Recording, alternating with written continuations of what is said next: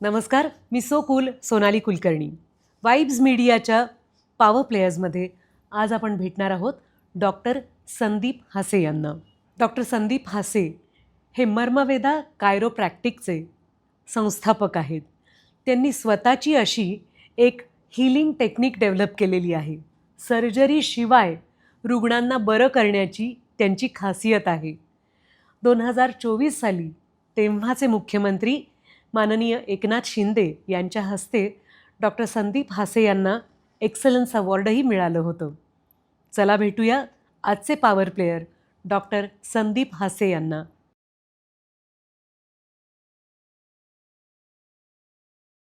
नमस्कार डॉक्टर. नमस्ते. पॉवर प्लेयर्समध्ये तुमचं स्वागत आहे. मी मुलाखत घेतेय असे पहिले कायरोप्रॅक्टर आहात तुम्ही, तर मला खूप स्पेशल वाटतंय. आणि तुमच्या घरात तुम्ही पहिले नाही आहात. येस. तुमच्याकडे प्रत्येक पिढीनुसार एक एक कायरोप्रॅक्टर आहेच. तुमच्या आजोबांपासून हे सुरू झालेलं आहे असं मला कळलं. आजोबा माझे बोन्स मॅन्युप्युलेट करायचे आणि हिलिंग आपले कास्टवालं फ्रॅक्चर आहे त्याच्यामध्ये आयुर्वेदिक लेपच वापरायचे. बरं. आणि 1-1.5 महिन्यात अक्षरशः पेशंट बरे व्हायचे. ते आमचं पिढीचं एक जुनं परंपरा आहे. बरं. फ्रॅक्चरवर काम व्हायचं. नंतर वडील हे सायन्सचेच टीचर. बरं. त्यांनी सायन्सला असताना ते मला त्यांच्याबरोबर स्कूलमध्ये घेऊन जायचे आणि अॅनाटॉमी अक्षर स्केलेटन त्यावेळेस ओरिजिनल भेटायचा. करेक्ट. आणि त्याच्यावर शिकवायचे असं असं बोन्स असतात असं हे. आणि इथे एवढं वेगळी परंपरा होती ना, मजा यायची त्यावेळेस. मी पिढीजात म्युझिशियन्स पाहिलेले आहेत, पिढीजात डॉक्टर पाहिलेत, पण पिढीजात चालू असलेली कायरोप्रॅक्टिस पहिल्यांदा ऐकायला मिळते. पण टू बिगिन विथ डॉक्टर, आम्हाला एकदा समजावून सांगा की काय असतं हे कायरोप्रॅक्टिक म्हणजे काय? कारण हे मेडिकल आहे का हे खरंच जादू आहे? कसे बरे होतात डॉक्टर? हे शिक्षण कसं असतं याचं? डेफिनेटली मी सांगतो. ॲक्च्युली मी माझ्या परंपरेबद्दल थोडं सांगतो. जरूर. मी जेव्हा ज्या परंपरेत वाढलो, माझे वडील किंवा आजोबा म्हणा, हे बोन सेटिंग करायचे आणि रोजचे 50-60 महिन्याला हजारो लोक येऊन आमच्या इथे घरीच ट्रीटमेंट करायचे. आणि मी ते लहानपणापासून बघितलं. कुतूहलाने मला ते मी बघायचो आणि मला त्याच्यात इंटरेस्ट डेव्हलप झाला. अरे बोन सेटिंग असं असतं. त्यावेळेस कायरोप्रॅक्टिक हा वर्ड माझ्या मते 2015, 16, 17 नंतर इंडियात आला. प्रचलितच नव्हता तेव्हा. त्यावेळेस हाडवैद्य बोन सेटर असंच होतं. तुम्ही पण कोणीतरी नातेवाईकात सजेशन असेल सोनाली मॅडम का इथे हा बाबा आहे, मोज बसून देत अगदी असं असं. तसे बाबा लोक होते आमच्या नगर याच्यात खूप आहे. आणि केरळमध्ये पुत्तुरुकोट्टू म्हणून एक गाव आहे, त्याच्यामध्ये जवळ हजारो बोन सेटर आहे. तिथे पण व्हिजिट केलेली आहे. खूप छानपैकी आहे ते सगळं.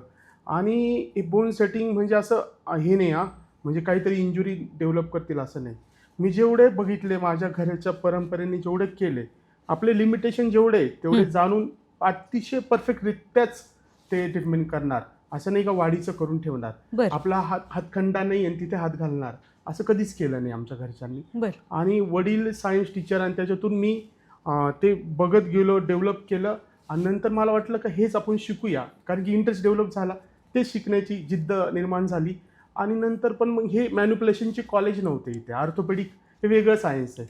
मग मी आयुर्वेदाला अभ्यासक्रमाला ॲडमिशन घेतलं. आयुर्वेदामध्ये ग्रॅज्युएशन कंप्लीट केलं. नंतर शुद्ध आयुर्वेदाची प्रॅक्टिस चालू केली. परंतु मी जेव्हा प्रॅक्टिसला चालू केलं ना, तेव्हा एक विशेष गोष्ट माझ्याबरोबर घडली. जे मी संधिवाताचे किंवा मणक्याचे आजार माझ्याकडून जास्त बरे व्हायचे, कारण की त्याचा पाठिंबा होता हे मी जे पिढीजात नॉलेज होतं ना त्याचा. मग म्हटलं अरे आपण ही मॅन्युप्युलेशन लोक आपल्या याच्यासाठीच येतात, आपण सर्दी डायबिटीज हे आजार बरे करण्यासाठी नाहीच आहे मुळी. मग मी काय म्हटलं आपण याचं फॉरेनमध्ये कुठे तरी जाऊन शिक्षण आहे का, मग असं सर्च करायला चालू केली. नंतर मला कळालं UK USA मध्ये याचे मोठे सिलेबस आहे. इंग्लंडमध्ये मास्टर कॉलेज ऑफ ऑस्टोपॅथी आहे, DD पार्मर कॉलेज ऑफ कायरोप्रॅक्टिक आहे USA मध्ये.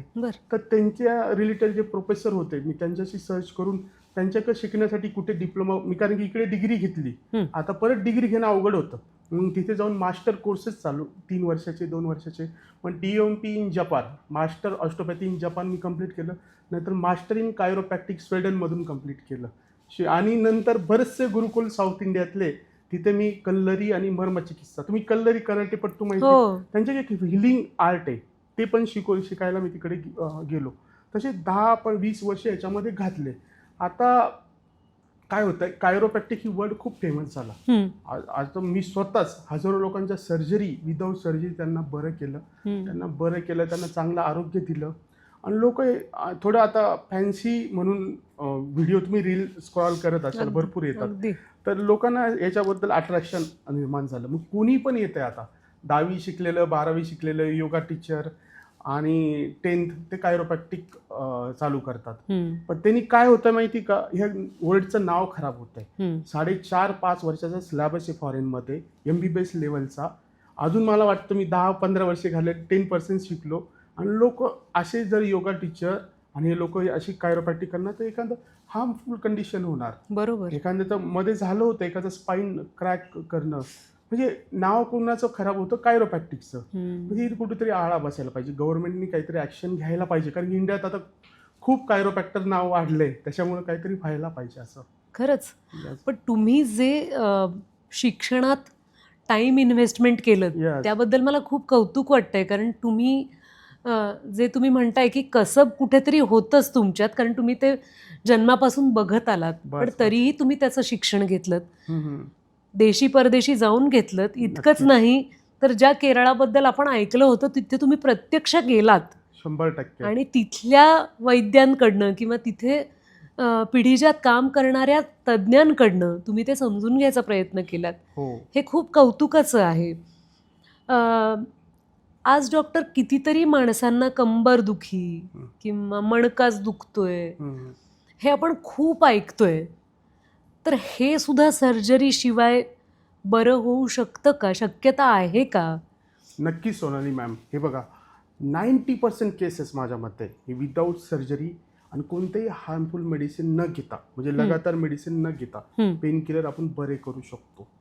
मला सांगा, पूर्वी असं कोणी होतं का? मोठ्या सर्जरी होत्या का शिवाजी महाराजांच्या काळात? किंवा खरंच लोक तलवारीचे वार लागायचे, घोड्यावरनं पडायचे, तरी दुसऱ्या दिवशी लढायला तयार होतं ना. शास्त्र आत्ता पण आहे ते शास्त्र, फक्त आपल्याने ते एक्सप्लोअर केलं नाही. आम्ही तेच एक्सप्लोअर करण्याचा प्रयत्न करतो. इथलं प्राचीन असो अर्वाचीन असो, दोन्हींचा संगम करून नॉन सर्जिकल ट्रीटमेंटनी मला आनंद होतो सांगण्यात 10,000 पेक्षा जास्त केसेस आम्ही सक्सेसफुली बऱ्या केल्यात. त्यांचे MRI एक्सरे आमच्याकडे जपून ठेवले, आमचे प्रूफ आहे. म्हणजे हे बघा, आम्ही असं पद्धतीनं बरं करतोय. आणि कसं असतं, आता हा जॉईंट आहे, हा जॉईंट इथे मूव्ह होत नाही, इथे अडकतो. तर हिची फंक्शनल अनाटॉमी कुठेतरी रेस्ट्रिक्ट आहे. पेन म्हणजे गुड सिग्नल. पेन आपला इनिमी नाहीच आहे मुळी. आणि पेन कुठं झालंच नाही, समजा तुमचा दात किडला आणि पेन कळलंच नाही तर तुम्ही रूट कॅनल करशाल नाही करणार, तो डिके होऊन पडून जाईल. तसं आपलं जॉईंटमध्ये कुठे पेन असलं आणि जर मोमेंट प्रॉपर झाली नाही तर त्याचा अर्थ असा होतो की तो जॉईंट खराब व्हायला लागला. लक्ष दे बाबा त्याच्याकडे. आपण तेच करत नाही, आपण जॉईंट बदलायचा विचार करतो. किती चांगला दृष्टिकोन आहे हा वेदनेकडे बघण्याचा सुद्धा. Yes yes yes. वेदना या सहन करायच्या, पण जॉईंट जो नॅचरली देवाने दिलाय ना तो रिस्टोर करायचा. हे माझं प्रथमतः मत आहे. आणि आम्ही सर्जरीच्या खिलाफ बिलकुलच नाही, सर्जरी करायचीच जिथे गरज आहे. ॲलोपॅथी सायन्स ग्रेट आहे, सर्जरी आवश्यक आहेच, पण ती लास्ट ऑप्शन म्हणून. बरं असं. बरं. डॉक्टर, अलीकडेच तुम्ही आयुषी हॉस्पिटल सुरू केलंय आणि त्यात तुम्ही कॅशलेस मेडिक्लेम फॅसिलिटी देऊ करताय. तर याबद्दल जरा आम्हाला विस्ताराने सांगाल का? हे बघा, माझं एक स्वप्न होतं, जसं आयुर्वेद ट्रीटमेंट आहे त्याला नॅचरली एक्सप्लोअर करायचं. म्हणजे लोकांमध्ये आयुर्वेद म्हटलं का खूप महागडी ट्रीटमेंट हो आणि मेडिक्लेम नसलेली ट्रीटमेंट. पण गेल्या 5-7 वर्षात गव्हर्नमेंटनी, मोदी गव्हर्नमेंट आल्यापासून सपोर्ट भेटला आयुषला. आयुर्वेदामध्ये आम्ही मागच्या गेल्या वर्षी माझं हॉस्पिटल परमपूज्य गुरु माऊली आणि डॉक्टर धर्मारकर यांच्या हस्ते ओपन झालं. त्याच्यानंतर आम्ही 300हून जास्त केसेसचं रिइम्बर्स केलं मेडिक्लेम. पण आत्ता आम्ही ह्या वर्षी जवळजवळ जुलैपासून बऱ्याचशा प्रायव्हेट कंपन्या, गव्हर्नमेंट कंपन्या यांच्याशी मेडिक्लेमला टाईप करतोय. त्याच्यानंतर आपण कॅशलेस फ्लोमध्ये आपलं चालू होणार आहे. आणि त्याच्यामध्ये आपण आयुर्वेदाचं सर्व ट्रीटमेंट म्हणजे पंचकर्म म्हणा, सर्वच आजारांसाठी आपण कॅशलेस फॅसिलिटी अवेलेबल करून देणार आहोत.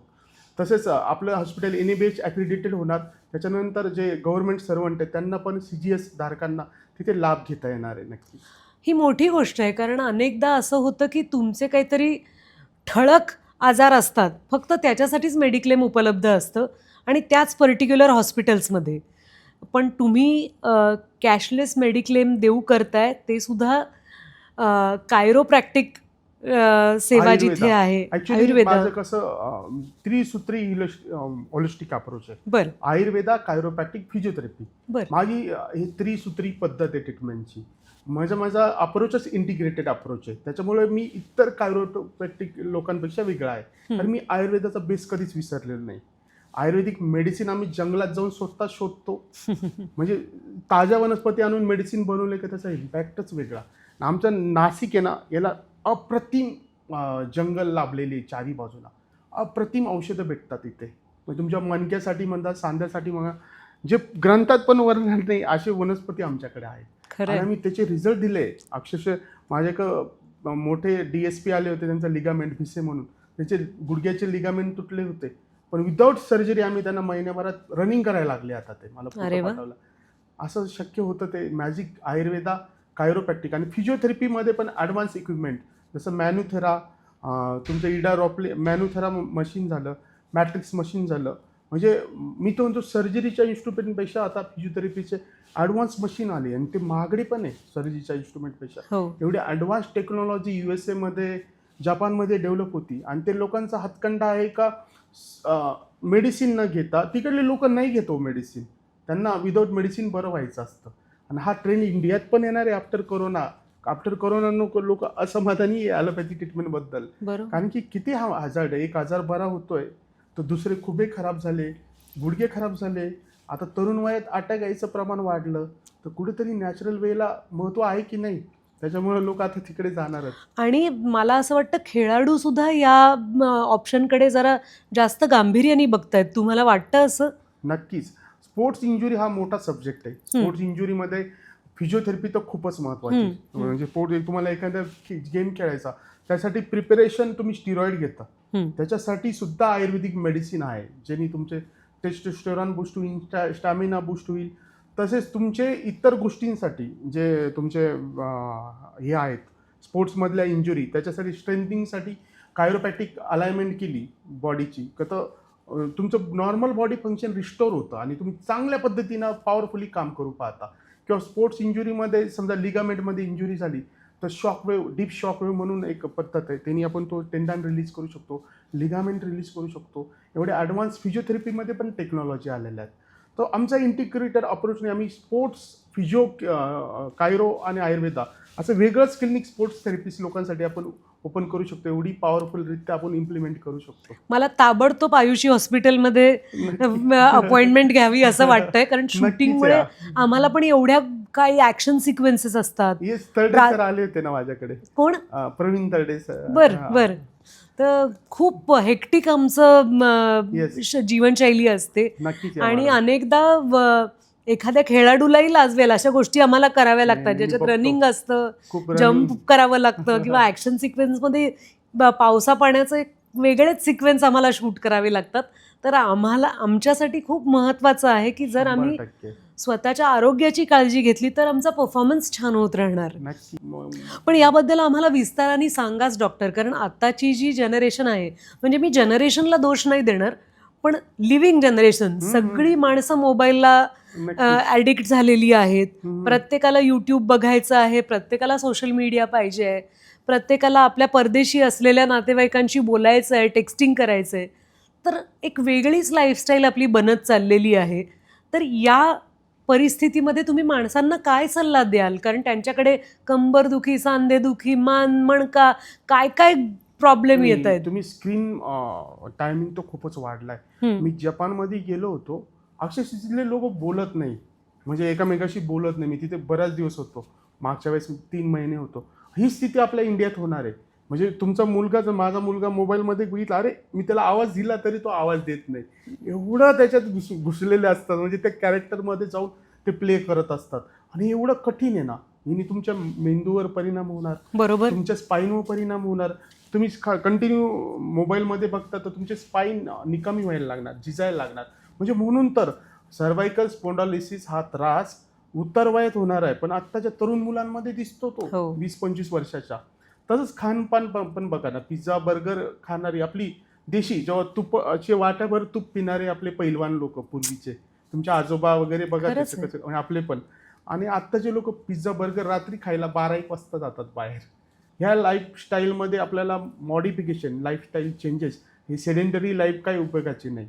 नॅचरल वेनी जा, नेचरकडे जा, तर तुम्ही निरोगी नक्की होणार. असं आहे. मला इतकं छान वाटतंय, तुम्ही बरोबर नाव ठेवलं डॉक्टर. तुम्ही सुदृढ आणि निरोगी राहण्याचं मर्म आम्हाला सांगताय. त्यामुळेच तुम्ही मर्मवेदा कायरोप्रॅक्टिक सुरू केलेलं आहे. येस, नक्की. आमच्या पॉवर प्लेअरकडून तुम्ही इथे आलात, त्यासाठी वेळ काढलात, यासाठी मनापासून शुभेच्छा, मनापासून आभार, आणि तुमच्या आयुषी हॉस्पिटलसाठी येस, मनापासून शुभेच्छा. नक्की. तुम्हाला वेळ भेटला तर आमच्या हॉस्पिटलला व्हिजिट करा. 100% doctor. Thank you so much. Yes, Thank you. Thank you.